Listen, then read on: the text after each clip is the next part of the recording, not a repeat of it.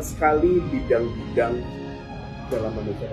Ya, ada kesehatan, ada kejiwaan, ada ekonomi, ada yang lain-lainnya. Tapi kenapa Papi pilih spesifik pendidikan?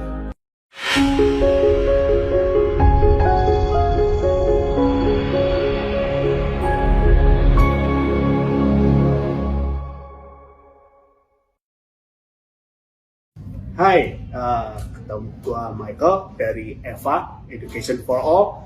Jadi kita akan membahas tentang dunia pendidikan, tentang mengapa sih pentingnya dunia pendidikan ini dan kenapa hal-hal apa yang terbaru di dunia pendidikan yang harus kita bahas. Dan sebelah saya ada panggilnya Om Pak Daniel, pendidik, ya.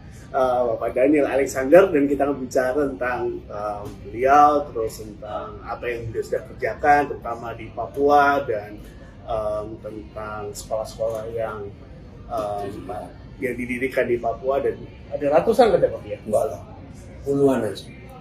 Ada puluhan sekolah yang di seluruh Indonesia ya. Itu yang didirikan, dan kita akan lebih kenal lebih dalam gitu. Jadi kan banyak sekali bidang-bidang dalam manusia Pak. Ya, ada kesehatan, ada kejiwaan, ada ekonomi, ada yang lain-lainnya. Ya. Tapi kenapa Papi pilih spesifik pendidikan? Ya, sejak manusia dibentuk dalam kandungan, yang dipelajari pertama adalah belajar. Yang dilakukan pertama bukan makan, bukan minum, bukan tidur, tapi belajar. Yaitu belajar untuk survive, belajar untuk hidup. Itu sejak dalam kandungan.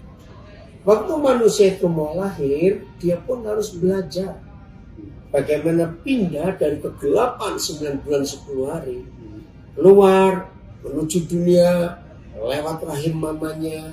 Begitu dia lihat terang, lihat dunia, dia belajar.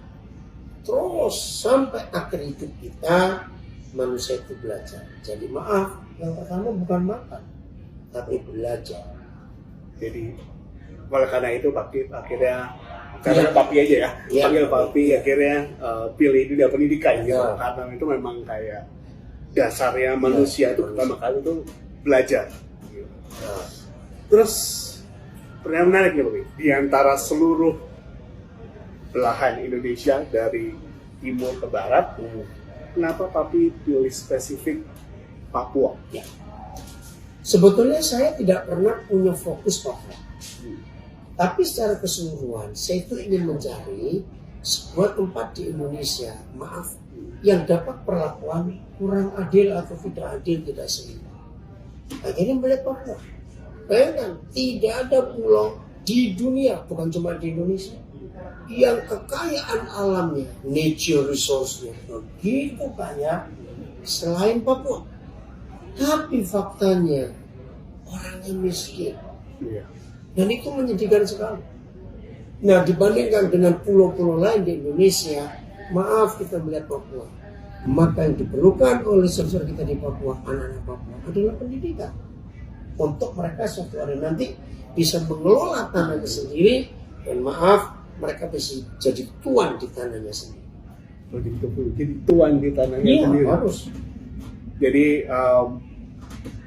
jadi Papi empower mereka supaya mereka bisa mengubah nasib mereka gitu ya. Dan mengelola kekayaan alam yang Tuhan percayakan di tanah mereka. Kalau boleh tahu nih Papi, sekarang jumlah murid di sana berapa kira-kira? Secara jelas ya, saya itu nggak tahu.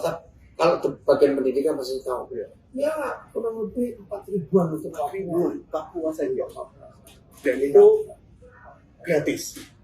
Ya, tidak semuanya gratis. Hanya yang asli anak Papua itu gratis.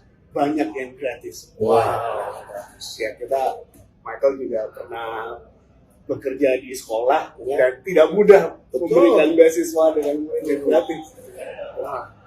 Terus sekarang itu sejak tahun berapa tapi sekolahnya? Secara SMA itu sejak tahun 91. Ya. Jadi tujuannya waktu kami buat pendidikan SMA Kejuruan 1 di Wamena, supaya 3 tahun selesai, langsung mata kuliah, 4 tahun, langsung kami dapat SDM yang sudah S1. Maksudnya begitu. Tapi gagal. Masuk, lulus selesai kelas 2 ke kelas 3 yang pertama, kami gagal. Ternyata guru-guru stres mengajar mereka. Nah, akhirnya di situ kami mulai merubah prinsip, harus mulai dari taman kanak-kanak dan di asrama. Ya. Kalau boleh tahu kenapa Pak? Itu gagalnya kenapa? Ternyata, maaf, sampai hari ini saudara kita yang di pedalaman, bukan di pantai, Papua dibagi di 2, ada pantai, ada pedalaman. Itu struktur dan sistem keluarga dan rumah itu beda dengan yang diketahui oleh secara general umum di dunia ini. Contoh, buat mereka yang di pedalaman sana, keluarga itu nggak cuma papa mama satu, mama satu, tidak, maaf. Mereka masih pakai tradisi, pakai adat. Seorang pria bisa nikah dengan banyak, asal babinya banyak. Sehingga anak-anak konsep keluarga itu nggak jelas. Begitu pula rumah. Rumah mereka namanya honai. Nah, honai itu bukan rumah seperti kita pakai. Hanya bentuk bulat. Nah, itu pun beda. Honai laki dan honai perempuan beda. Anak-anak ikut honai perempuan. Pria-pria sendiri, dan satu honai bisa sekian puluh orang tergantung besar kecilnya. Maka itu nggak ada sistem struktur keluarga dan rumah. Maka itu kami harus mengasramakan mereka sejak mereka masih TK. Oh, jadi karena mereka anak-anak ini sama, jadi mungkin figur dari keluarga ini agak sedikit beda. Dengan kamu. Karena mereka nggak tahu mau siapa. Itu unik sekali. Terus setelah dari TK itu tapi berarti dari tahun 95 kami mulai. Berarti sudah ada lulusannya dong nih Pak? Udah. Kalau boleh cerita dampak perbedaannya tuh? Perbedaannya luar biasa. Salah satu contoh ya. Oktober kemarin setelah pemilu ada pelantikan baik di Jakarta maupun di daerah-daerah. Nah, anggota DPRD Papua yang termuda namanya Apiniel Sani itu adalah murid sekolah kami. Dia generasi pertama tahun 97 di pedalaman. Dia menjadi anggota DPRD termuda untuk Papua. Itu salah satu. Pada usia jadi camat, banyak sekali. Berarti memang sistemnya ini berjalan. Jadi melihat ada yang salah, terus akhirnya inovasi dan ada yang berjalan sekarang gitu ya. Dan kalau kita lihat sekarang, berarti kan sistem pendidikan kita ini di Indonesia sepertinya tidak ada perubahan. Ganti pemerintahan, ganti semuanya, ganti sistem lagi. Jadi sebenarnya yang seakan-akan yang salah sebenarnya adalah kayak seperti sistemnya. Padahal kan sekolahnya tapi menggunakan sistem yang sama dari pemerintah. Berarti sebenarnya bukan bahan pembelajarannya. Nah, ini pertanyaan yang bagus. Kalau kita bicara pendidikan, buang jauh-jauh konsep sekolah. Nah, untuk menjawab apa yang tadi Mike tanyakan, saya ingin sampaikan kepada semua saudara yang mendengar, pendidikan yang terbaik tidak tergantung siapa pemerintahnya, siapa menterinya, apa kurikulumnya. Pendidikan yang terbaik itu mulai di rumah. Sekolah terbaik itu rumah. Guru terbaik itu papa mama. Jadi harus di rumah. Sekolah terbaik itu adalah di rumah. Jadi guru terbaik itu orang tua. Guru terbaik itu adalah orang tua. Berarti yang seharusnya mengajarkan arti dari pendidikan itu sendiri seharusnya dimulai dari rumah. Literatur tertua yang pernah ditemukan oleh manusia, maaf bagi yang bukan Kristen, saya nggak bicara soal agama, tapi bicara literatur. Literatur tertua yang pernah ditemukan oleh manusia tentang pendidikan adalah tulisan Musa. Kira-kira 3.700 tahun yang lalu dia menulis. Begini tulisan Musa. Ajarkan ini berulang-ulang kepada anak-anakmu. Jadi pendidikan itu di rumah. Dan tidak sekali, 4 kali, 5 kali, tapi berulang-ulang. Papa, mama, dan semua kita mengajar, nggak cukup sekali 2 kali. Berulang-ulang. Karena kita ini pelupa. Dan itu namanya penekanan. Apa yang kita ajar. Lalu kalimat berikut Musa menulis begini. Dan bicarakan itu dengan anak-anakmu. Jadi kata bicarakan, diskusikan. Kita mengajar bukan mendikte, tapi mengajarkan berulang-ulang lalu mendiskusikan. Oh, itu keren. Dalam psikologi, kalau anak-anak sejak kecil diajak diskusi, maka muncul 3 hal. 1, harga dirinya naik. Sebab papa mama yang ngajak anaknya diskusi, berarti papa mama mengangkat anak itu sederajat dengan papa mama. Anak-anak diminta pendapat. Yang kedua, maka anak-anak punya self confidence yang luar biasa. Yang ketiga, maka anak-anak selalu punya persiapan. Ya, aku harus belajar ini. Karena satu kali nanti kalau papa mama bertanya, kok aku harus bisa jawab. Ya. Itu arti tulisan Musa itu. Dan Musa menuliskan 4 tempat untuk mengajar. Dan ini universal. 1. Apabila kamu duduk di rumah. Ini keren sekali. Duduk di rumah itu hanya dalam waktu tertentu. 1 waktu saja. Nggak ada 2 kali. Yaitu sampai umur sekian. Biasanya awal belasan. Anak-anak sudah nggak bisa diajak duduk di rumah. Sebab mereka sudah punya dunia sendiri. Maka itu banyak guru-guru dalam arti kata orang tua terlambat mengajak anak duduk di rumah setelah orang tua sadar anak ini pulang ke pagi.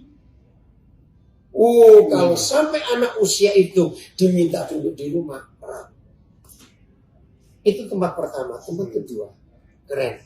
Ketika kita sedang dalam perjalanan. Jadi sekolah itu pertama duduk di rumah. Kedua waktu berjalan, coba lihat semua anak-anak. Sejak masih kecil, nggak betah seminggu nggak diajak keluar rumah. Fakta berikut. Anak-anak umur 3 tahunan kira-kira. Kalau diajak jalan keluar rumah, cerewet. Melihat apa tadi itu apa itu? Dengar apa itu kenapa begitu? Disitulah waktunya guru-guru mengajarkan. Tempat ketiga yang Musa katakan, waktu engkau berbaring. Ini luar biasa.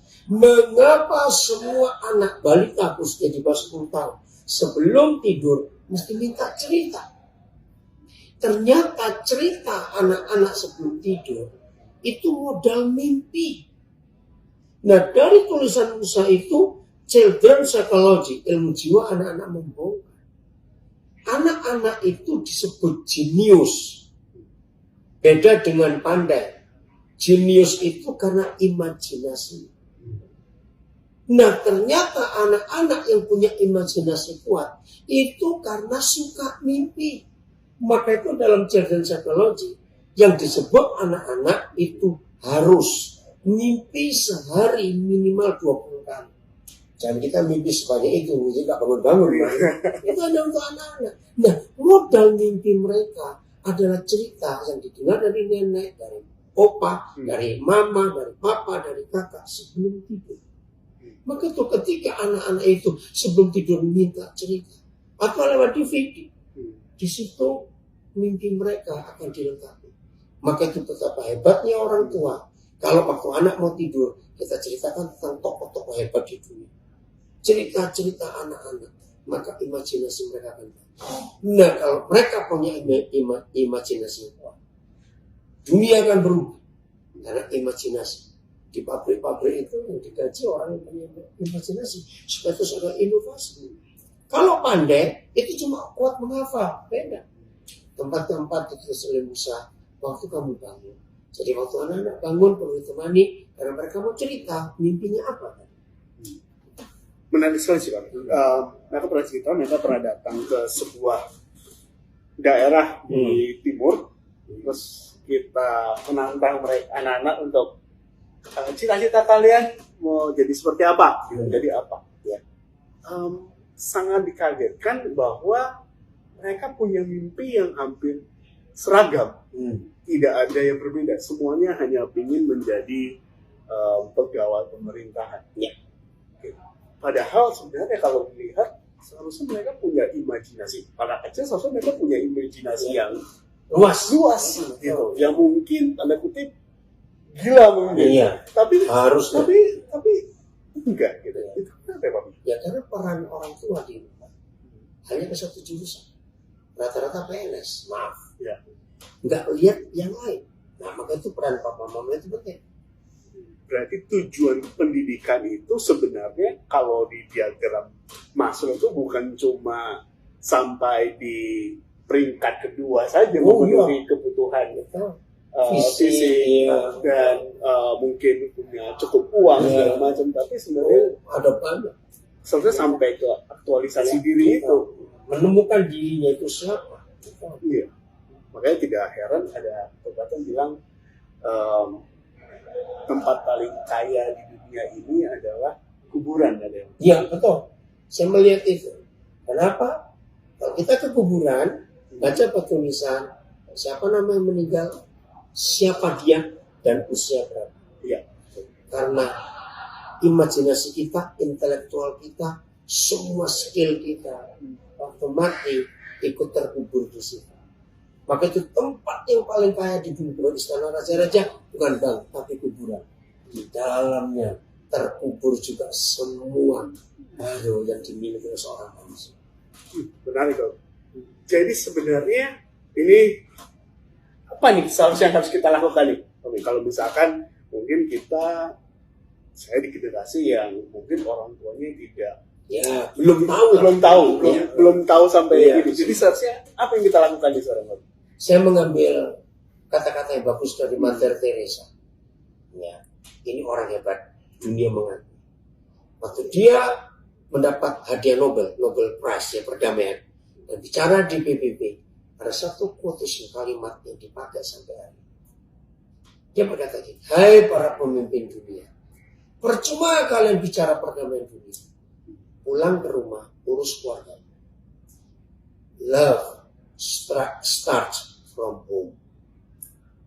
Maka itu mulai hari ini, untuk membenahi pendidikan di Indonesia dan dunia, sistem apa saja baik, tapi sistem terbaik benahi keluarga kita masing-masing.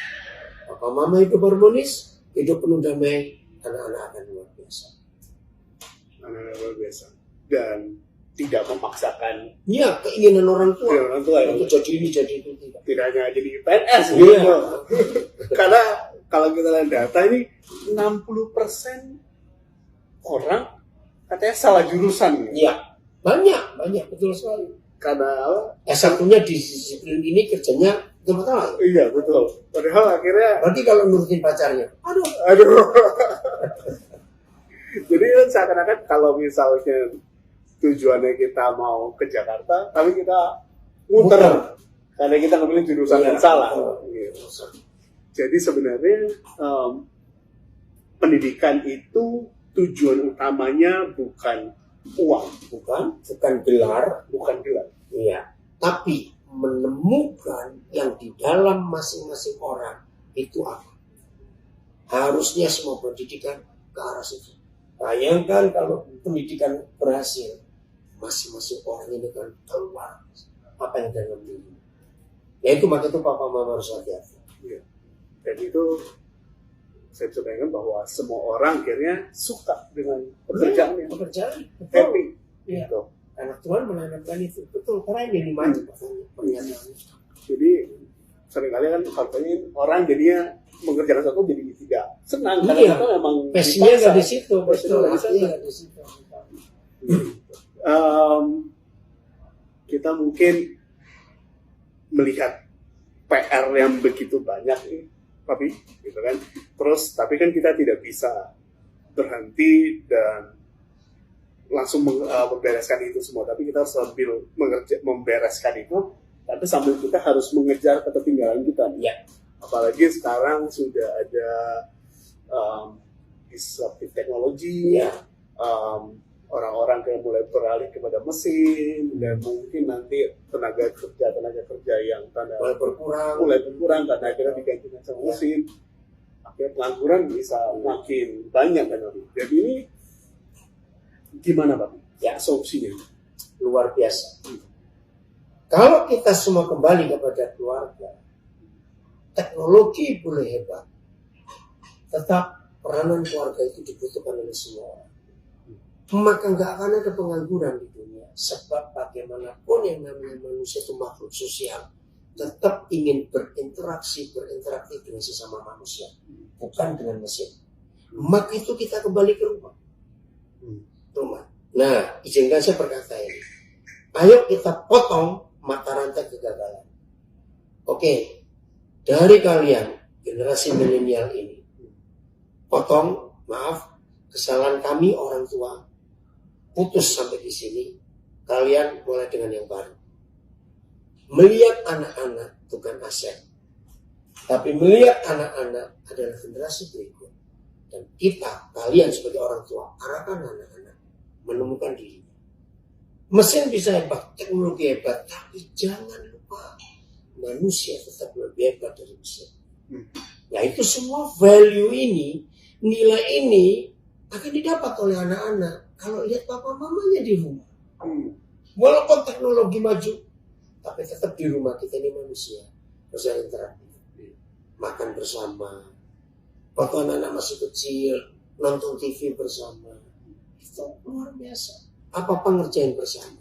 Nah, setelah mereka dewasa, anak-anak keluar rumah, nilai itu akan terbawa.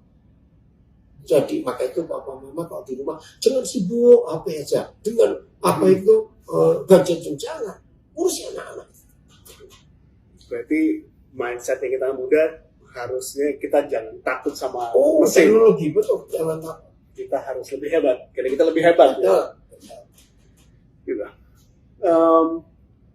Kalau kita lihat nih, Papi, kan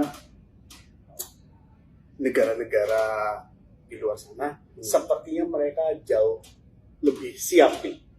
Mereka, dan ikutin, why are they are winning gitu. Mereka menang nih sekarang karena sepertinya mereka sudah melihat ini dari berapa tahun yang lalu gitu. Itu dan sedangkan kalau di Indonesia ini kan seakan-akan sepertinya malah kita mundur nih. Mengulang kayak dulu kayak PDKN, akhirnya semuanya hanya berkutat di masalah ini salah sistem. Padahal ini gimana ya Pak? Kayak ini sepertinya kayak benang yang kusut ini. Kalau kita melihat perkembangan semua yang terjadi ini, jawabannya satu, kembali ke rumah.